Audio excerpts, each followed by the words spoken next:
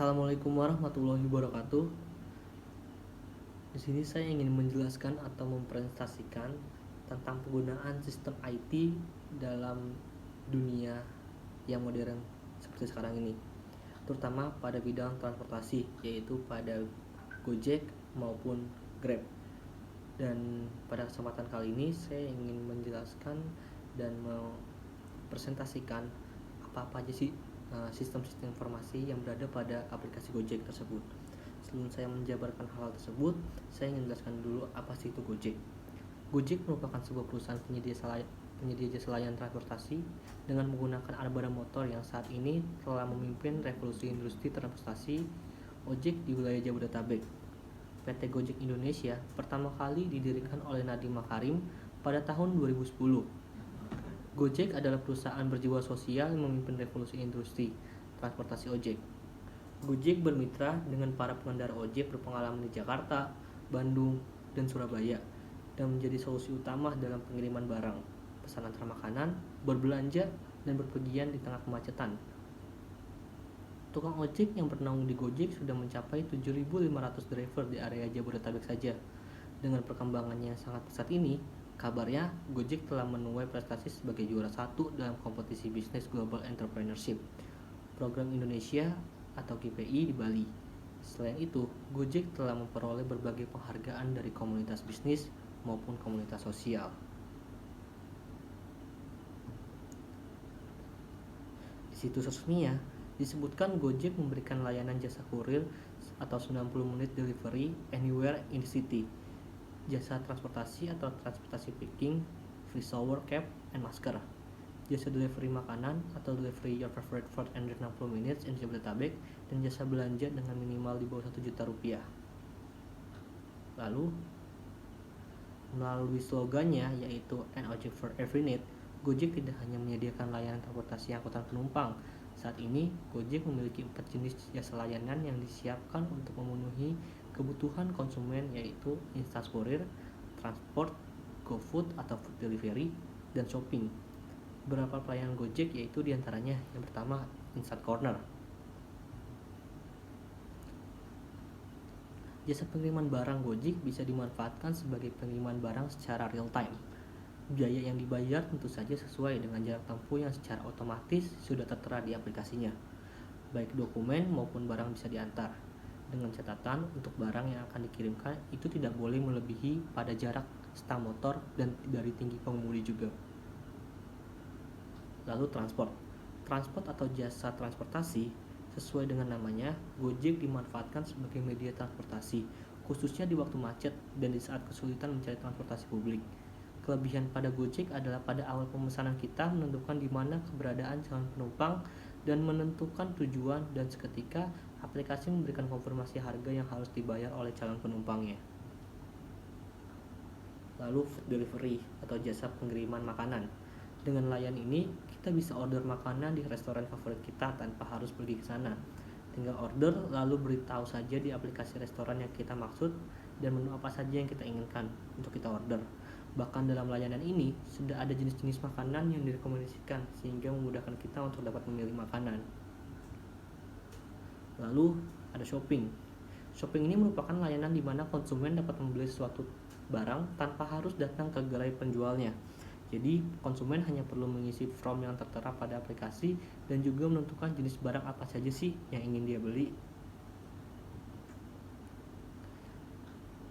Next,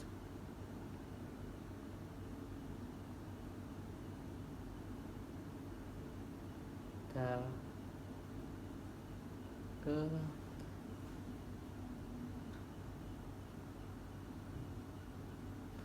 tahap Gojek sudah menerapkan sistem elektronik bisnis dalam proses marketingnya. Kegiatan marketing dilakukan dengan memasang flyer di website perusahaan, mitra kerja, sosial media, dan segala bentuk media elektronik lainnya. Selain itu, baru-baru ini Gojek juga memasang video iklan di YouTube yang dimana ketika seorang menekan iklan tersebut, maka otomatis akan langsung masuk ke website perusahaan. Berikut contoh flyer yang telah digunakan dalam kegiatan marketingnya.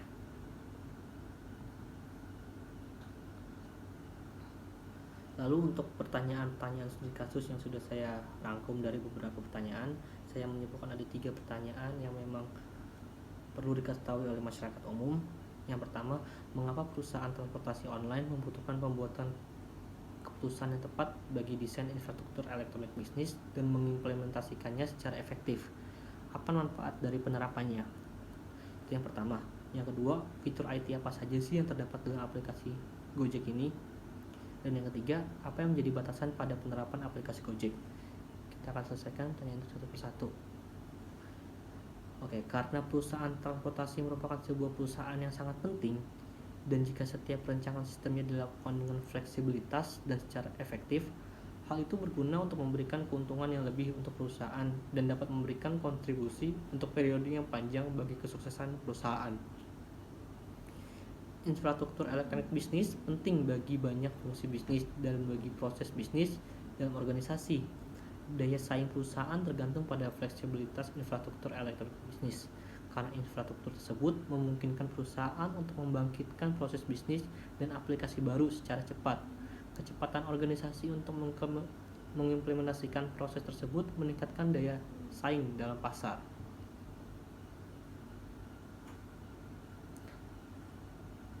Peluang bisnis dari penerapan elektronik bisnis juga akan membuka kesempatan bagi perusahaan-perusahaan untuk menjual isi atau jenis data dan informasi yang eksklusif dengan harga mahal atau premium. Data dan informasi yang dijual tersebut dapat diperjualbelikan dalam bentuk data mentah maupun yang telah diolah menjadi informasi yang memiliki nilai tinggi. Peluang elektronik bisnis juga terbuka lebar bagi perusahaan yang bergerak dalam penyediaan berbagai perlengkapan teknologi, hardware dan software yang berkaitan dengan teknologi pervasif, computing atau barang elektronik dengan teknologi digital dan mikroprosesor di dalamnya yang mudah dibawa kemana-mana. Lalu, fitur-fitur yang terdapat dalam 4 menu utama pada Gojek aplikasi, diantaranya yang pertama ada input data. Calon penumpang membutuhkan lokasi penjemputan dan lokasi ketujuannya. Lalu kemudian Gojek akan mengakulasi pembayarannya, dan kemudian calon penumpang memilih cara pembayaran, bisa melalui cash ataupun melalui kredit Gojek atau yang biasa kita sebut GoPay. Lalu yang kedua ada driver on the way. Setelah melakukan pemesanan, aplikasi akan merespon untuk mencari supir Gojek terdekat dengan lokasi calon penumpangnya. Jadi pada fitur ini, calon penumpang akan melihat GPS mengenai keberadaan supir Gojek yang akan menjemputnya. Bahkan terdapat beberapa lama estimasi yang dibutuhkan supir Gojek untuk dapat sampai ke lokasi tujuan. Lalu yang ketiga ada SMS dan telepon. Ketika supir Gojek belum sampai juga, calon penumpang bisa memanfaatkan fitur SMS dan telepon yang telah disediakan oleh aplikasi Gojek itu tersendiri. Lalu ada driver review. Untuk fitur ini, penumpang dapat memberikan rating dan komentar mengenai pelayanan yang dilakukan oleh supir Gojek.